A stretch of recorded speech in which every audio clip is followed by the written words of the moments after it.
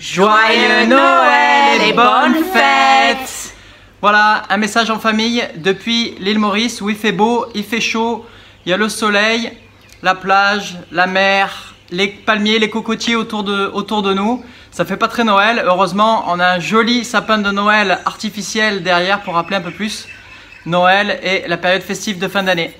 Voilà, après cette petite introduction en famille, dans cette vidéo, on va voir les plus belles opportunités à la hausse et à la baisse qu'on a eu cette année 2016 et que j'ai couvert en direct lors de mes suivis hebdo, donc un suivi en vidéo chaque week-end que je fais pour mes membres premium de ma formation Gagner en bourse simplement.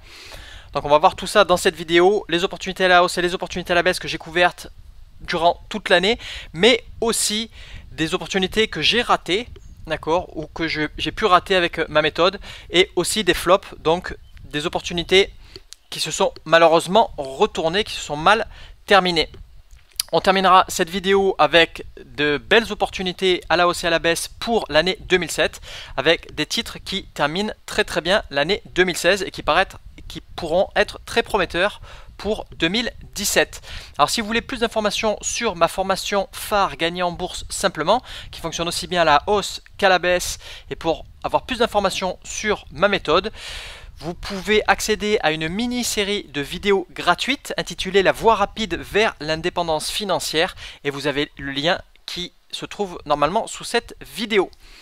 Alors ça fait longtemps que je n'ai pas fait de vidéo sur Bourse Ensemble, je vous rassure, ça va beaucoup changer en 2017. Je vais être beaucoup plus présent au format vidéo pour partager aussi ma vie ici à Maurice. Alors vous avez normalement ProRealTime qui est affiché sous vos yeux, donc aussi abrégé par PRT. C'est la plateforme graphique que j'utilise en priorité pour faire toutes mes recherches et pour trouver mes opportunités à la hausse et à la baisse. Donc sous vos yeux, vous avez normalement le Nasdaq qui est affiché avec une échelle de temps annuelle. Alors on a eu une belle hausse sur l'ensemble des marchés européens et américains cette année 2007. Alors l'année n'est pas totalement terminée. J'enregistre cette vidéo, on est le jeudi 22 décembre 2016. Il reste encore une grosse semaine, d'accord. En général, les marchés sont extrêmement calmes cette dernière semaine de l'année. Donc on ne s'attend pas à des gros chamboulements majeurs. Alors, sur le graphique du Nasdaq que vous avez sous vos yeux, donc on voit donc que le Nasdaq affiche pour le moment une hausse de 9,27% sur l'année. Donc une belle hausse confortable et correcte pour l'année 2016. Tous les marchés, donc comme je le disais, ont affiché une hausse de toute façon, les marchés européens et les marchés américains. Et comme vous pouvez déjà le constater sur le Nasdaq, on est sur des plus hauts historiques. Cette année, on a dépassé le plus haut de l'année dernière. On a dépassé aussi le pic de l'année 2000. Et malgré la forte volatilité qu'on a eue cette année, comme vous pouvez le constater, donc avec la longue mèche basse sur la bougie de 2016, donc on a eu une amplitude, une variation des cours assez importante sur l'année, avec un plus bas aux alentours des 4170 points et un plus haut actuellement aux alentours des 5500 points. Donc l'année 2017 va être décisive, comme on va le voir aussi avec les autres indices. Donc si je regarde maintenant l'indice du S&P 500, toujours pour les marchés américains et pour le NYSE, donc le S&P 500 qui a affiché une hausse encore plus importante de 10,82% sur l'année. On voit qu'on est largement sur des plus hauts historiques maintenant sur cet indice de référence américain. Et donc on continue à s'envoler. Donc là on est aux alentours des 2265 points.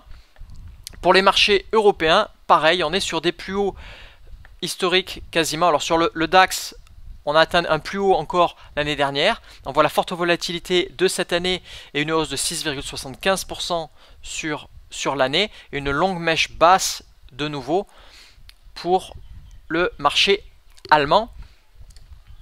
Sur le CAC 40, alors c'est le seul marché où on n'est pas sur des plus hauts historiques actuellement. On a une hausse de seulement 4,24%. De nouveau, une tête en haut bleue et une mèche longue basse en bas. Donc ça en général c'est la formation en chandelier japonais, ça s'appelle un marteau, d'accord, un corps en haut et une mèche basse longue en dessous. Alors selon si cette configuration se trouve en tendance haussière ou en tendance baissière, elle n'aura pas la même signification. En général, ça indique un retournement de tendance potentiel. Donc, je vais juste retourner sur le marché, sur le Nasdaq, marché de référence. Et donc pour dire qu'on est sur des plus hauts historiques sur la plupart des marchés. Et donc l'année 2017 va être décisive. Est-ce qu'on va arriver à s'extirper sérieusement de ces plus hauts historiques et continuer avec une forte hausse des volumes pour continuer l'envolée haussière, ou est-ce qu'on va venir buter sur ces plus hauts historiques et venir rebondir et repartir à la baisse? Donc l'année 2017 sera particulièrement décisive pour la suite de l'orientation des marchés. On va maintenant donc regarder de belles opportunités qu'il y a eu à la hausse en 2016 avec ma méthode gagner en bourse simplement, donc GEBS. On va en regarder quelques ratés et quelques flops. Alors je vais changer d'échelle de temps, basculer d'annuel à journalier. Voilà, et donc pour que vous compreniez un petit peu mieux ma méthode.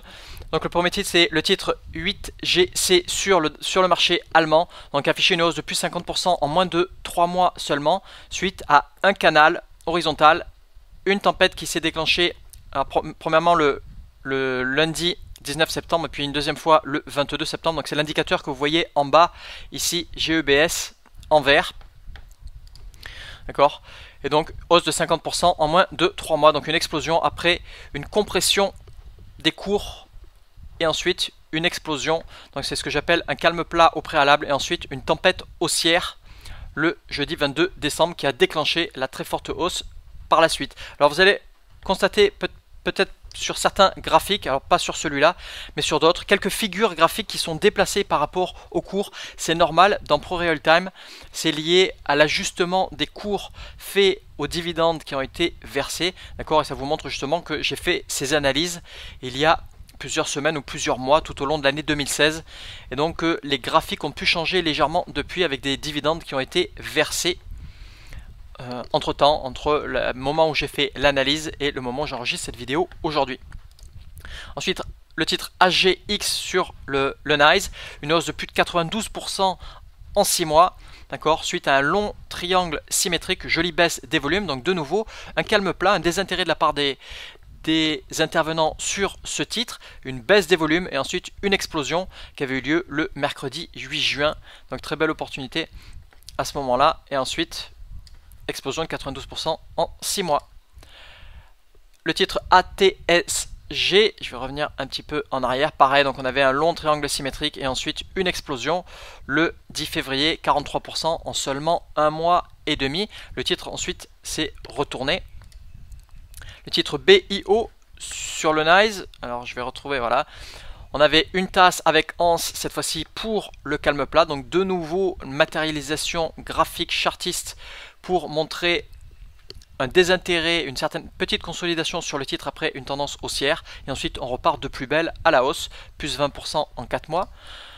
Le titre BRC sur le NICE, on retrouve la même consolidation, donc cette fois-ci consolidation horizontale, trading range ou canal horizontal, jolie baisse des volumes, désintérêt de la part des intervenants et ensuite explosion. Alors vous voyez que le canal est légèrement décalé par rapport au cours, c'est lié à l'ajustement du graphique de cours par rapport aux dividendes versés dont je parlais à l'instant.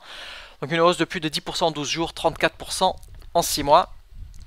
Titre CWST sur le Nasdaq, scénario similaire, plus 35% en 2 mois. DRD, une hausse encore plus explosive rapidement, et ça c'était aux alentours de début juillet 2016, avec une hausse de plus de 40% en seulement 10 jours. FIBK, je vais peut-être être obligé de dézoomer un peu plus pour qu'on voit mieux. Ce titre à 2 reprises, qui était sorti à 2 reprises.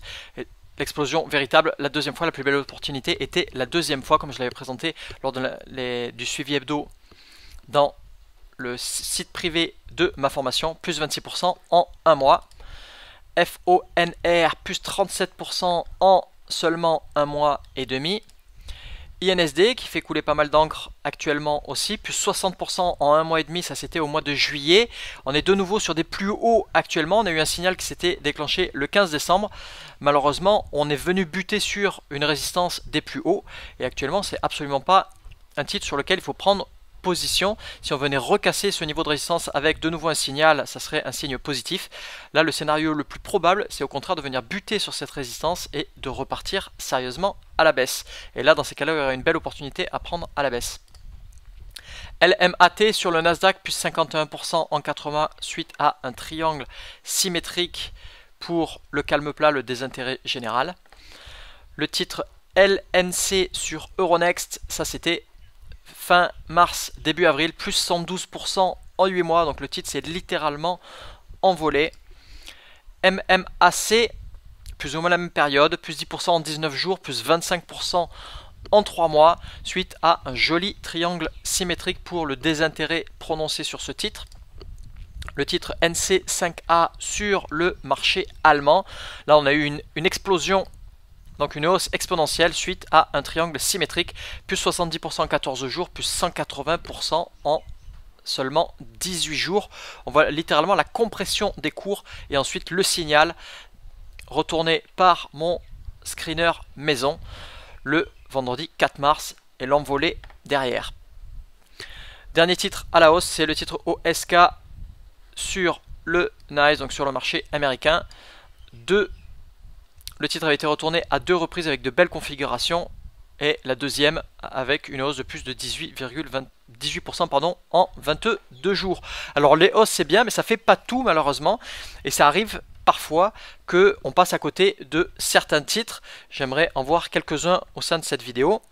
Alors comme notamment le titre BESI sur Euronext, alors avec un signal qui avait été retourné le 19 juillet et un rectangle plat, d'accord, ce titre, il valait mieux éviter de prendre une position. Pourquoi? Parce qu'il y avait une annonce de résultats trimestriels qui avait lieu quelques jours après, donc c'est ce que vous voyez là le jeudi 28 juillet que j'ai matérialisé ici par la ligne verticale rose, et c'est le genre de scénario que je vous conseille vivement d'éviter, d'accord, de prendre une position juste avant une période d'annonce de résultats trimestriels ou une date d'annonce de résultats trimestriels. Pourquoi? Parce que c'est les montagnes russes assurées au moment de l'annonce et que vous pouvez très bien être pris à contre-pied et que les cours repartent fortement dans l'autre sens. Donc on avait malheureusement une très belle opportunité en dehors de ce contexte-là, mais la prise de position était beaucoup trop dangereuse à prendre environ une semaine avant l'annonce de résultats. Au passage, je vous mets aussi un autre lien sous cette vidéo pour que vous compreniez mieux les annonces de résultats trimestriels et les dates, où trouver ces dates et les impacts que ça peut avoir. Donc avec de nouveau un lien sous cette vidéo. L'autre titre, c'est le titre NDSN, d'accord, où il y avait eu un signal qui était sorti le mardi 24 mai, d'accord, on en a eu de nouveau aussi un autre le 23 août, et je suis pas fan de ce genre de configuration. Pourquoi? Parce que cette fois-ci on est sur un élargissement, d'accord, vous voyez les cours s'élargir plutôt que de se resserrer, donc ça montre pas un désintérêt, mais au contraire un intérêt de plus en plus prononcé sur le titre. On a des plus bas qui sont généralement de plus en plus bas et des plus hauts qui sont de plus en plus hauts, et donc ensuite une explosion, et on voit que le titre a fait du surplace pendant plusieurs mois par la suite. Voilà, donc ça c'est quelques ratés à la hausse. Il y a aussi de véritables flops, d'accord, de très belles configurations où tout était parfait au départ, d'accord, et ensuite le titre malheureusement s'est retourné. Heureusement j'ai des techniques plus avancées dans ma formation GEBS à la baisse, d'accord, donc une formation complémentaire à GEBS qui permet de justement prendre des positions quand on se fait prendre fortement à contre-pied, comme c'est le cas dans certains titres qu'on va voir là maintenant. Donc en commençant par le titre CTRL sur le Nasdaq. Alors on avait eu 2 premiers signaux le 4 août et le 5 août, cette fois-ci ça s'était bien passé, d'accord.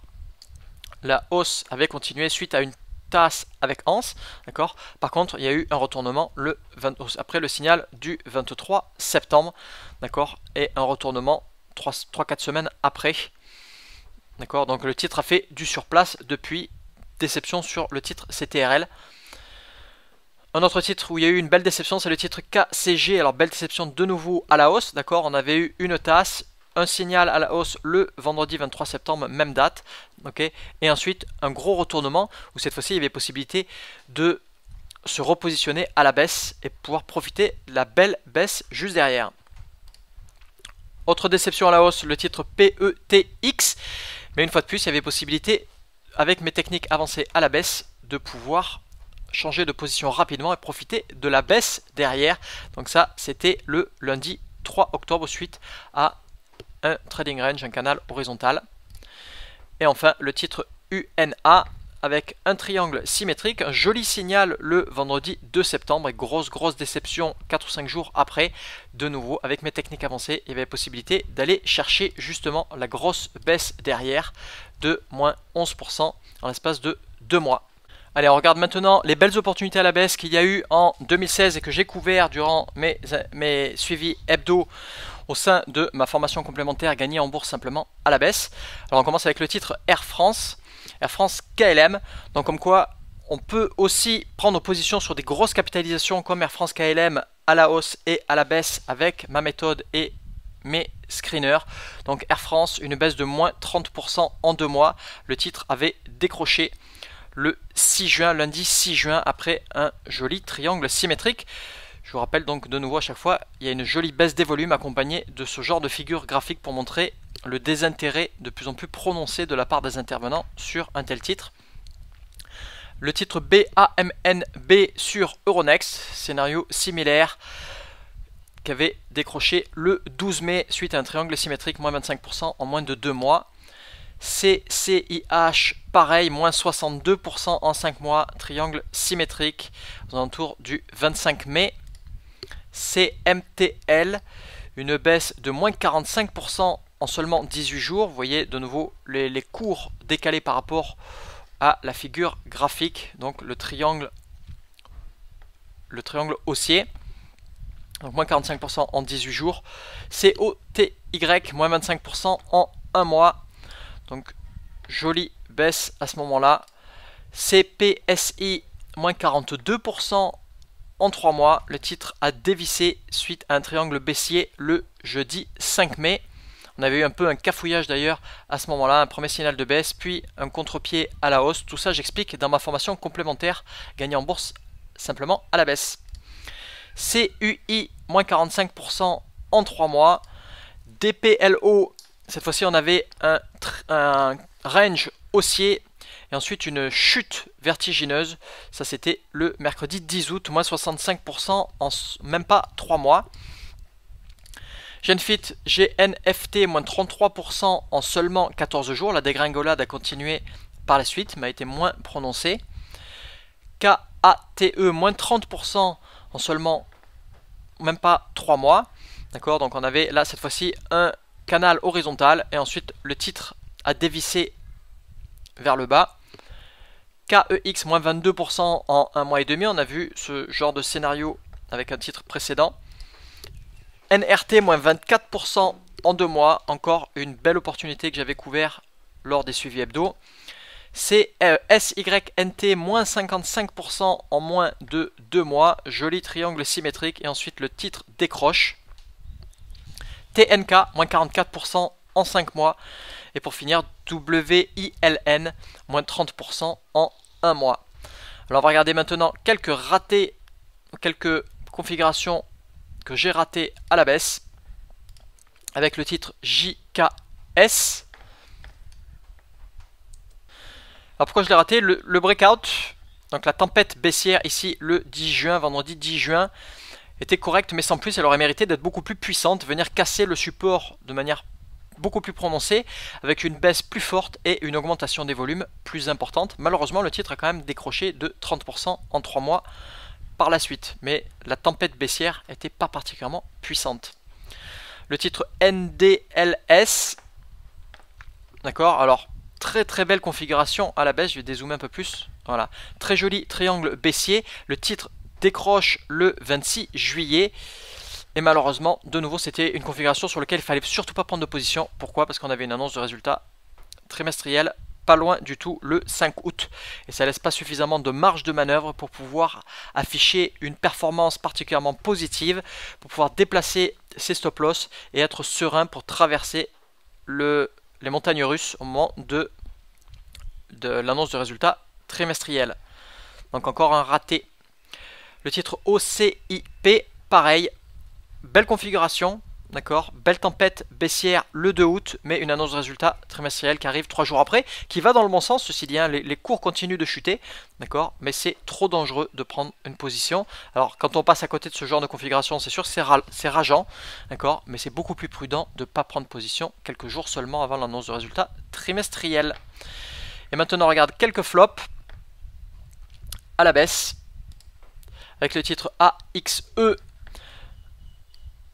Alors, on avait eu un joli triangle symétrique, un très joli signal le vendredi 24 juin, ça c'était au moment du Brexit. Alors ce genre de signaux au moment du Brexit et avec des comportements un peu artificiels qui se sont produits à ce moment-là, il fallait les prendre avec particulièrement des pincettes, d'accord? Et c'est exactement ce qui s'est passé, le titre a décroché au moment du Brexit de manière artificielle et ensuite est reparti fortement à la hausse. Autre flop, le titre MUX avec une tempête baissière le 24 mai suite à un trailing range haussier et ensuite le titre s'est retourné sauvagement de nouveau avec des techniques avancées dans ma formation complémentaire GEBS à la baisse, possibilité de prendre le titre dans l'autre sens et de profiter de cette très belle hausse. Pour finir, ce que vous attendiez probablement tous, ce sont les belles opportunités de 2017, aussi bien à la hausse qu'à la baisse. Alors ce sont des titres qui terminent très bien l'année 2017. Alors quand je dis très bien, ça peut être à la hausse ou à la baisse, d'accord. Un titre qui termine fortement à la baisse, on ne peut pas dire que le titre termine très bien, d'accord, mais ça présente néanmoins une belle opportunité à la baisse. On va regarder donc d'abord celle à la hausse avec le titre ATC. Je vais me décaler un petit peu sur la droite. Voilà, donc le titre ATC qui a présenté deux signaux jeudi 8 décembre et 9 décembre suite à une hausse, une tasse. D'accord, alors un petit peu trop profonde, mais depuis le titre se comporte très bien et affiche déjà une hausse plutôt correcte. Le titre ERF, triangle haussier, un signal le 21 novembre. Depuis le titre s'est envolé. LORL sur le Nasdaq avec un signal le lundi 19 décembre. J'ai pas tracé mais on vient casser la résistance du lundi 6 juin le plus haut et le titre continue sur son envolée haussière. Le titre OKE suite à un trading range rectangle plat ou canal avec un joli signal le 21 novembre continue son ascension depuis. Le titre ZBRA sur le Nasdaq avec un signal le 15 novembre et une très jolie envolée par la suite. Et enfin le titre ZTS sur Euronext. Alors je vais basculer en hebdo, tac. Voilà, puisqu'il est possible de bénéficier des hausses et des baisses aussi bien en journalier qu'en hebdomadaire. Alors je vous ai surtout montré des titres en journalier, d'accord, pour avoir plus de détails. Voilà, le titre ZTS en hebdomadaire avec un signal la semaine 47 de 2016, donc au 21 novembre. Très jolie tempête haussière. Le titre cafouille un peu depuis, mais devrait pouvoir continuer sa très jolie ascension depuis environ fin 2013. Voilà, alors si vous souhaitez avoir plus d'informations sur ma formation Gagner en bourse simplement, donc GEBS et ma méthode, ainsi que ma méthode complémentaire à la baisse, j'ai une mini-série de vidéos gratuites intitulée La voie rapide vers l'indépendance financière, dont vous avez le lien sous la vidéo. Je vous explique en détail comment elle fonctionne avec la théorie, la pratique, d'autres cas concrets. Et comme je vous le disais en introduction, donc pour finir cette vidéo, je vais développer ma présence en vidéo beaucoup plus cette année 2017, tout simplement parce que c'est plus convivial, c'est plus personnel, c'est plus pratique aussi pour vous, pour comprendre et pour transférer mes connaissances et mon expertise. Donc vous aurez plus d'informations à la rentrée. Pour terminer, donc, je vous souhaite encore de très bonnes fêtes de fin d'année et je vous dis donc à la rentrée 2017 pour de prochaines vidéos. Bye bye. Bien, à bientôt et passez de très bonnes fêtes. Bye bye.